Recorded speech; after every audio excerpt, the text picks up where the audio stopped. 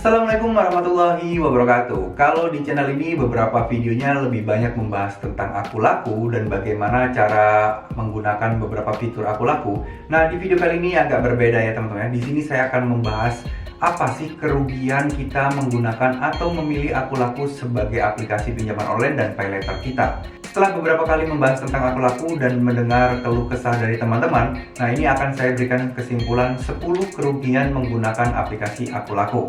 Nah, ini bukan berarti untuk menjelekkan aplikasi aku laku, enggak ya, atau mungkin lebih mengunggulkan aku laku dibandingkan aplikasi yang lain, ini juga enggak ya. Ini akan murni objektif dari pandangan saya pribadi, teman-teman. Mungkin jika ada salah, kalian bisa koreksi di kolom komentar di bawah, teman-teman ya. Nah, sekarang kerugian yang pertama adalah aku laku ini bersifat riba. Nah, buat kalian umat muslim, tentu pengguna aku laku, pinjaman aku laku, cicilan aku laku, ini pasti mengandung riba dan ini di ajaran muslim pasti dilarang, teman-teman ya. Nah, jadi ini adalah konsekuensi kita menggunakan aku laku yang pertama. Nah, mungkin buat sebagian yang non muslim ini bukan sebuah kerugian atau sebuah masalah ya, karena memang di agama lain saya tidak tahu apakah ini ada unsur seperti riba atau tidak. Ini saya nggak tahu ya. Yang jelas untuk umat muslim sebenarnya ini bermasalah jika kita mengambil cicilan dan ada bunga, itu sudah ada ribanya, teman-teman. Nah, kemudian kerugian yang kedua adalah bunganya cukup tinggi. Jadi di aku laku ini mempunyai bunga ya yang dibilang ya kalau bisa dibilang ya cukup tinggi juga lah ya. Dibandingkan aplikasi-aplikasi yang lain, itu mungkin ada yang setara, ada yang lebih kecil, dan mungkin ada pesaing ketatnya, teman-teman ya, yaitu Kredivo. Nah, sekarang apakah bunga aku laku ini masih tergolong worth it atau enggak? Nah, ini sesuai dengan kemampuan dan kebijakan kalian sendirilah, teman-teman, menanggapi bagaimana sih bunganya, apakah bisa kalian tolerir atau tidak, teman-teman ya. Apalagi denda keterlambatan aku laku itu juga nggak dijelaskan secara mendetail banget. Jadi kita, kalau kalian yang terjebak di gagal bayar aku laku, itu tentu akan kebingungan bagaimana cara menghitung denda aku lakunya, teman-teman. Lalu kerugian yang ketiga adalah resiko gagal bayar. Jadi di aku laku itu ada yang namanya paylater dan ini ada aku laku cicil namanya, tentu kalian sudah pasti tahu kan. Nah, kalau aku laku cicil ini, paylater ini, kalian bisa seenaknya membelanjakan barang, beli barang di depan tapi bayar di belakang. Nah, ini sebenarnya juga dilema ya, teman-teman ya. Ada resiko kalian bisa gagal bayar karena kalian mungkin khilaf atau mungkin kalian terdesak kalian dengan mudahnya untuk menggunakan paylaternya. Sehingga ketika tagihan muncul dan kalian masih belum ada duit, itu akan membuat resiko gagal bayar kalian akan semakin tinggi, teman-teman. Dan kalau sudah gitu, tentu balik lagi ke resiko sebelumnya, bunga telat dan bunga dendanya itu juga sangat tinggi, teman-teman ya. Nah, kemudian adalah tanggal jatuh temponya itu yang pendek atau mungkin biasa kalian menyebutnya tenor ya, teman-teman ya. Jadi ada mungkin beberapa aplikasi pinjaman online lain yang mempunyai tenor lebih panjang atau jatuh temponya itu lebih panjang dibandingkan aku laku. Jadi kalau kalian terbiasa menggunakan aplikasi lain selain aku laku, kalian ketika menggunakan aku laku, kalian harus mencatat tanggal jatuh temponya. Karena kalian jangan menyamakan jatuh tempo aku laku ini dengan kartu kredit atau dengan aplikasi-aplikasi yang lain. Karena setiap aplikasi ini mempunyai yang berbeda ya. Dan tentunya aku laku ini menurut banyak keluhan dari teman-teman, ini jatuh temponya ini tergolong sempit dan tergolong pendek ya. Jadi rawan sekali untuk lupa, teman-teman. Nah, jadi kalau harus setting reminder di HP kalian biar kalian ingat bahwa kalian waktunya untuk membayar tagihan aku lakunya. Kemudian selanjutnya adalah tidak menyebarnya di seluruh Indonesia.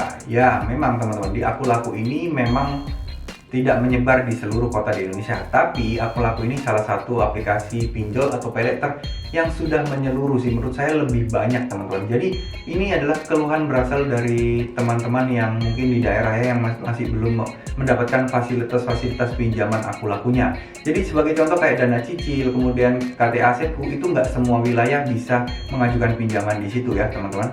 Kemudian kerugian selanjutnya adalah kalian kecanduan kredit karena dengan mudahnya pembayaran, dengan mudahnya cicilan, kalian mau ganti HP dengan gampang, bisa pakai cicil aku laku cicil dan lain sebagainya. Ini kalian bisa kecanduan kredit. Nah, kecanduan kredit maksudnya apa ya? Dikit-dikit kalian mau kredit padahal kalian sebenarnya punya uang tunai. Nah, ini bahayanya jika sampai kalian tiba-tiba sumber penghasilan kalian ini hilang, ini akan jadi masalah besar buat kalian karena cicilan kalian ini yang sangat menumpuk. Jadi misalnya dalam 1 bulan kalian ini punya penghasilan yang cukup untuk membayar 3 cicilan di Akulaku misal ya. Nah, kemudian kalian tiba-tiba ada potongan atau ada pandemi, ada potongan gaji dan lain sebagainya, sehingga kalian ini akan keteteran membayar cicilan ini. Padahal sebelumnya kalau kalian bayar cash langsung di produk ini, itu sebenarnya kalian bisa, tapi kalian lebih memilih ke cicilan.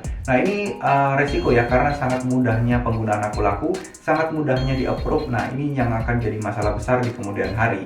Jadi kalian itu mindsetnya akan berpikir ya cicil aja lah, ya kredit aja lah, itu lebih mudah. Nah, ini adalah salah satu bahaya atau resiko besar yang harus kalian pikirkan teman-teman. Terus kemudian data dan kontak akan disalahgunakan. Nah, ini sebenarnya belum bisa dipastikan ya teman-teman. Banyak sekali para peminjam Akulaku ini yang gagal bayar diteror oleh DC Akulaku dan diancam bahwa data pribadinya akan disebar. Nah, ini sebenarnya kita tidak tahu ya, ini beneran data pribadi yang disebar ataukah hanya gertakan dari DC pinjol. Tapi yang pasti tentunya kita sudah takut kan, dibilang data akan disebar pun kita was-was, bener nggak ya? Kalau sampai disebar bagaimana? Itu kalian pasti akan takut, akan malu atau dan lain sebagainya teman-teman. Apalagi kalian ada data-data pribadi yang sangat penting, dimana kalau tersebar itu akan merusak karir kalian, akan merusak masa depan kalian. Nah, itu tentu kalian pasti akan sangat takut. Jadi jika berurusan dengan DC itu banyak hal yang bakal bisa terjadi ya teman-teman ya. Jadi makanya ini adalah salah satu resiko terbesar. Apalagi DC Akulaku ini hampir tersebar di seluruh kota di Indonesia. Jadi kalau kalian bertanya apakah di kota kalian ada DC-nya, jawabannya pasti ada. Karena DC Akulaku ini sudah hampir merata teman-teman ya. Nah, kemudian kerugian yang terakhir yaitu berhubungan dengan sebelumnya, yaitu kalian akan didatangi debt collector ke rumah kalian. Jadi DC pinjol Akulaku bisa datang ke rumah kalian kapan saja dan di mana saja teman-teman. Tapi tentunya ini juga berkaitan dengan jumlah pinjaman kalian dan lokasi kalian sih teman-teman. Jadi kalau kalian lokasinya itu di daerah terpencil, itu kemungkinan didatanginya juga bakal sangat lama sih. Jadi kalau kalian di Jabodetabek, itu pengalaman teman-teman atau di kota-kota besar ya, pengalaman teman-teman itu 2-3 bulan baru kalian didatangi DC collector. Ada sebuah contoh, kalau tinggal di Surabaya kemudian pinjam sebesar 500.000, itu sekitar 3 bulanan baru didatangi DC ke rumahnya teman-teman. Nah, buat kalian untuk di Jabodetabek mungkin bisa lebih cepat ya, tapi juga kalian pasti tahu lah di Jabodetabek itu pasti lebih besar juga. Dan tentu untuk DC mendatangi rumah kalian pasti membutuhkan waktu yang banyak juga ya. Jadi banyak yang hutang, banyak yang gagal, dan banyak DC-nya juga. Tapi ya nggak tahu ini bakal lebih cepat nggak ya di Jabodetabek. Tapi menurut rata-rata pengalaman teman-teman itu sekitar tetap 2-3 bulan sih teman-teman. Dan bisa lebih juga. Oke, terima kasih, mungkin segitu dulu video kali ini. Ini tujuannya bukan menjelek-jelekan Akulaku, enggak. Ini untuk kalian yang pengguna Akulaku, jadi kalian bisa berhati-hati biar tidak kena kerugian-kerugian yang saya jelaskan di video ini teman-teman ya. Terima kasih. Wassalamualaikum warahmatullahi wabarakatuh.